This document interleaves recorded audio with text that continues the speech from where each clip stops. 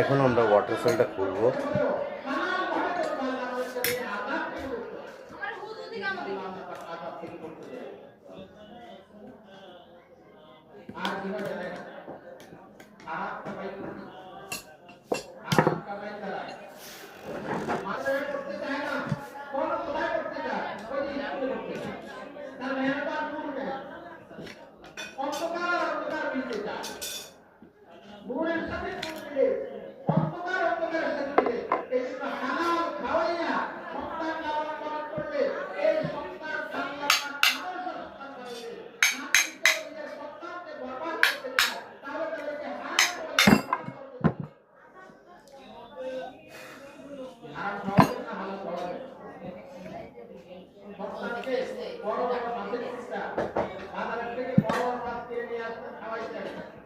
যদি হালাল টাকা দিয়ে খাওয়া সেটা করবো, আর যদি হারাম টাকা দিয়ে খাওয়া এটা আপনার জন্য অভাব হয়ে যাবে, এটা আপনার জন্য শাস্তি হিসেবে আসবে।